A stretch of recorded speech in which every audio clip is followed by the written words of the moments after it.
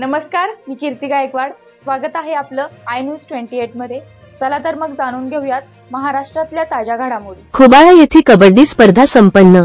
नागपूर जिल्ह्यातील सावनेर तालुक्यातील खुबाळा येथे आयोजित करण्यात आलेल्या 2 दिवसीय रात्रकालीन कबड्डी स्पर्धेची नुकतीच सांगता करण्यात आली। अंतिम सामन्यात खापरखेडच्या स्वर्ण भारत क्रीडा मंडळच्या संघाने माळेगाव येथील जय भवानी क्रीडा मंडळच्या संघाला पराभूत करून विजेतेपद पटकावले। त्यामुळे माळेगावच्या क्रीडा मंडळाच्या संघाला उपविजेत्या पदावर समाधान मानावे लागले। भन्साळी टाकळी येथील भन्साळी क्रीडा मंडळचा संघ 3ऱ्या स्थानावर राहिला।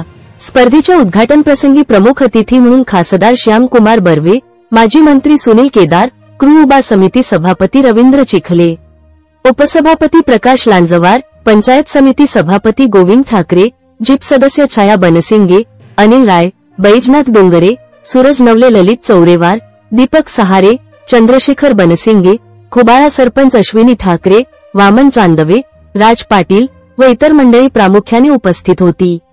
या कार्यक्रमाचे बक्षीस वितरण चंद्रपूर पीआय संजय कोडचे, माजी सरपंच यादव ठाकरे, संजय शेंद्रे, संदीप महाजन, पुरुषोत्तम नागपूरकर यांच्या हस्ते करण्यात आले।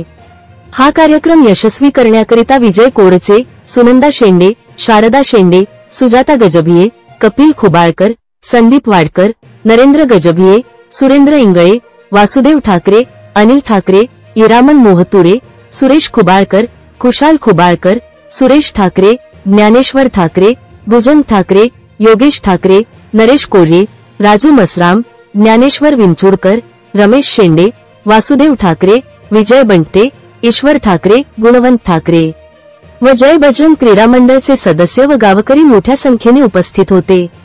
सावनेर तालुका प्रतिनिधी पुरुषोत्तम नागपूरकरची रिपोर्ट।